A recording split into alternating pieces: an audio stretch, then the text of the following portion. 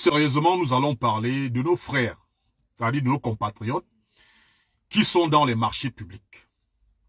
Vous savez, un pays ne se développe pas dans la médiocrité.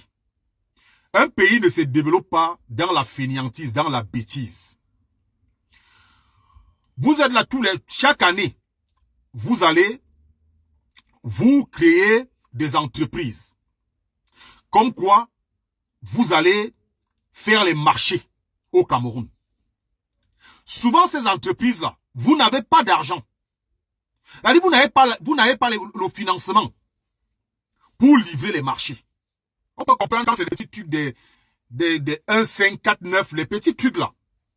On peut comprendre que vous pouvez jongler comme ça, peut-être tu connais une librairie là-bas qui peut te donner un peu de papier à crédit, machin. On peut comprendre. C'est le jonglage pour ceux qui n'ont rien. Mais il y a certains marchés que quand tu n'as pas la capacité, faut pas prendre, faut pas accepter. Toutes les routes du Cameroun qui sont mal faites, ce sont les entreprises camerounaises, des entreprises de nos compatriotes. Je vais vous prendre un exemple.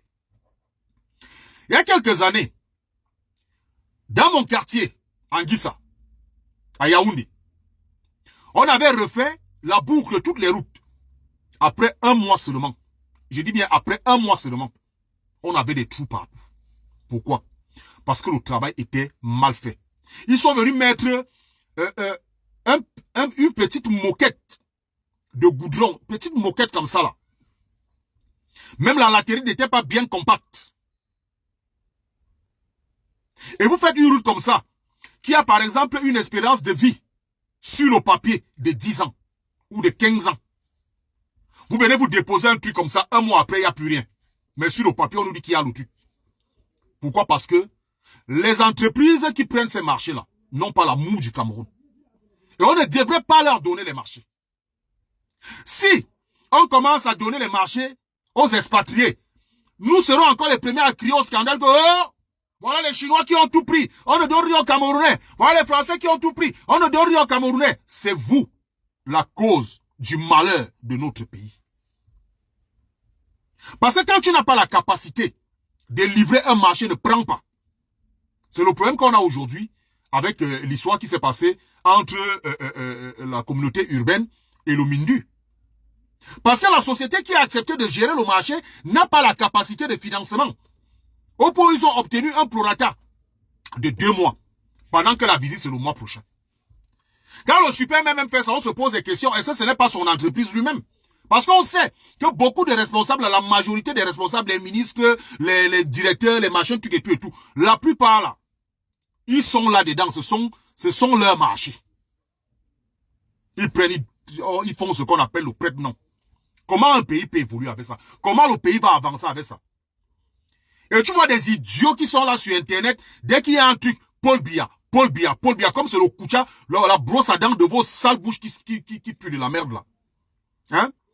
Vous n'allez jamais toucher le problème, c'est-à-dire à la racine. Vous venez déposer votre frustration sur un papa qui a tout donné pour son pays. C'est à cause de Paul Biya que le super maire de Yaoundé a donné le prorata de 2 mois à une société qui est censée livrer un marché pour 2 événements majeurs au Cameroun. C'est Paul Biya qui a donné ce conseil-là. C'est Paul Biya qui a demandé de donner le marché à une entreprise qui ne peut pas livrer les marchés. Non, à un moment donné, faut pas nous fatiguer. Hein. Quand vous n'avez pas la capacité de livrer un marché, laissez tomber, on donne à quelqu'un qui peut le faire. C'est très facile. Hein. C'est très facile. Vous nous saoulez. Vous nous saoulez. Oh là là. Le super maire de Yaoundé a décidé d'arrêter les travaux. Il y a des voies de recours. Voilà tout un ministre de la République qui se retrouve en train de casser les portes. Je vais donc vous déconstruire ce qui s'est passé hier. Ce qui s'est passé hier, c'est quoi? Le super maire de Yaoundé, M. Clément Atangana, va contacter une société dont je vais vous donner le nom. Et cette société va soumissionner et gagner le marché. C'est un marché public pour construire le tronçon Cité Verte Madagascar, qui a été validé par Madame le ministre. Alors, l'entreprise est à court de moyens de financement. Les travaux sont interrompus. Pas par le super maire, M. Atangana, non. La société qui a soumissionné le marché est en cours de liquidité. Et elle va solliciter donc un moratoire Et le ministre, donc, le maire, le super maire de Yaoundé va accorder un moratoire, une prorogation. Et je vais vous expliquer pourquoi il y a ce retard. Alors, l'entreprise est donc chargée de construire ce tronçon cité verte Madagascar depuis 2025. Ça ne date pas d'aujourd'hui. Madame le ministre Ketia Koutes qui vient là était où depuis un an pour venir accélérer les travaux. Le marché a été soumissionné, gagné, remporté. On a signé le contrat depuis juillet 2025. Où était Madame Ketia Koutes, qui est le ministre de tutelle, pour venir superviser, se rassurer que tout va bien. Le maire donc va réunir son staff et va constater que les travaux traînent. Parce que le trésor public ne débloque pas les fonds destinés à la construction de cette route. Il bloque. Et comme vous connaissez le Cameroun, ça veut dire quoi? Beaucoup n'étaient pas d'accord avec le maire parce qu'ils n'ont pas eu leur gombo.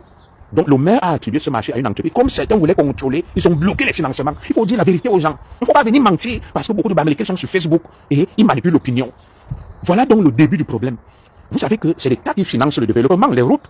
L'État a débloqué 2 milliards de francs CFA pour préparer donc le Cameroun qui doit accueillir l'OMC, l'Organisation mondiale du commerce, et l'arrivée du pape. L'État du Cameroun a anticipé en débloquant 2 milliards de francs CFA. Le maire donc va engager ces travaux pour embellir la route dans le cadre des fonds mis à disposition par l'État du Cameroun. Ces fonds-là seront bloqués parce que l'entreprise Sénécam ne les arrange pas. Je vais vous lire, ça ne les arrange pas. Ils bloquent les fonds. Ils ne donnent pas. Ceux qui viennent jouer les sauveurs là, ils bloquent les fonds. 2 milliards débloqués. Et parce qu'il fallait choisir l'entreprise qui les arrange. L'entreprise qui les arrange. Ils bloquent les fonds, ils ne donnent rien. C'est comme ça que les travaux sont arrêtés. Faute de paiement. Ceux qui viennent vous mentir là, vous ne dites pas la vérité. Faute de paiement. Ceux qui disent que oui, madame le ministre est dans son rôle, le truc traîne depuis un an. C'est des gens comme ça qu'il nous faut. Mensonge. On vous manipule des moutons de Panurge. Elle n'est pas dans son rôle. Et je n'ai pas dit que c'est madame le ministre qui a bloqué les fonds. Le président Biya débloque 2 milliards de francs CFA. On lance le marché, et une entreprise soumissionne le marché. Sénécam. Elle commence les travaux, le trésor public ne débloque pas le fonds. Qu'est-ce que le maire devrait faire? Le maire, en accord donc avec sa tutelle, le ministre, va accorder une prorogation de 2 mois pour prolonger les travaux. L'entreprise a un contrat. Vous entendez ça? Sénécam a un contrat pour construire la route exactement comme la SGS à Douala. On n'a pas résilié le contrat, on n'a pas mis fin au contrat, mais toi tu vas chercher une autre entreprise et tu viens faire le one-man show, tu manipules l'opinion. On ne va pas vous laisser manipuler l'opinion. Avant la vidéo où vous voyez madame le ministre venir casser la porte, rentrer encore cela, il y a une première vidéo avec une bagarre. Des policiers qui se battent avec des ouvriers d'une autre entreprise qu'on appelle Arab Contractors. Madame le ministre Ketia Koutes décide de manière unilatérale, sans respecter les règles contractuelles, de mettre une autre entreprise, Arab Contractors, alors qu'il y a une entreprise qui travaille déjà sur cette route, qui a gagné le marché, l'entreprise Sénécam. Elle n'écrit même pas à son collaborateur, le super maire de Yaoundé. Aucune concertation, elle positionne l'entreprise Arab Contractors. Et les agents viennent donc se mettre à travailler. Le maire, le super maire de Yaoundé va donc arrêter les travaux. Il va dire, non, vous allez provoquer un problème, ils vont demander des dommages intérêts. Il faut respecter le contrat qui est là depuis. Si vous décidez d'attribuer ce marché à une autre entreprise, il faut résilier le contrat et sachez que nous pouvons faire l'objet de procès. Donc, madame le ministre ne va pas voir son collaborateur, le super maire de Yaoundé, pour lui dire, bon, l'affaire là, comment on fait même pour régler ça? Non. Dites-moi, dans quel état l'administration fonctionne de cette manière-là? Les travaux sont bloqués. Il y a eu un délai de prorogation de 2 mois. C'est ce qui s'est passé. Lorsqu'on construisait les stades pour la CAN, on voulait enlever. Non, tu le fais, on te traîne en justice, tu vas dédommager l'entreprise. Donc, madame le ministre Ketia Koutes va voir ton collaborateur, le super maire de Yaoundé. Dis-lui que les travaux traînent depuis. Nous avons des enjeux importants, notamment la visite du pape et la réunion de l'OMC. Il faut qu'on voit ce qu'on peut faire. Et vous vous concertez, vous arrêtez une décision. Non, tu quittes ton ministère, tu montes dans ta brado et tu viens faire le désordre, le trouble à l'ordre public. Et on met sur les réseaux sociaux, on dit que tu travailles beaucoup. Non. Vous savez que c'est l'État qui finance le développement, les routes. L'État a débloqué 2 milliards de francs CFA. Puis Sénécam qui gagne ce marché depuis le 30 juillet 2025. Et il n'a pas les financements parce qu'on bloque les financements. Parce que ceux qui sont au-dessus auraient souhaité confier ce marché à une entreprise les arrangeant. Comme c'est une autre entreprise, ils bloquent le marché, ils bloquent les fonds. Les travaux sont arrêtés. Les travaux sont arrêtés. Le ministre qui est venu faire le spectacle hier, depuis le 30 juillet 2025, le sait et ne fait rien. C'est à 15 jours de l'arrivée du pape, à quelques jours de l'accueil de la réunion de l'OMC, que l'agitation commence. Madame Ketia Koutes, il y a des poubelles à Yaoundé partout. On a pleuré. Pourquoi elle n'a pas résolu ce problème-là avec son collaborateur, le super maire de Yaoundé? Yaoundé est une ville poubelle, doit la ville poubelle. C'est à 15 jours de l'arrivée du pape, à quelques jours de l'accueil de la réunion de l'OMC, que l'agitation commence. Il y a quelque chose. Ne vous laissez pas manipuler. Voilà. Il y a quelque chose qui se passe. Madame Ketia Koutes devrait répondre de ses actes même. Elle devait être contrainte à la démission par le Premier ministre Dion Ngouté et aller s'expliquer devant les autorités. Parce que là, elle trouve qu'il y a la police qui est en train de maintenir l'ordre. Elle provoque un trouble à l'ordre public. On ne se rend pas justice, Madame Ketia Koutes. Madame Ketia Koutes, je cite votre nom. On ne se rend pas justice. Vous êtes un ministre de la République. Un ministre se doit d'être un légaliste, un républicain, respectueux des lois de la République.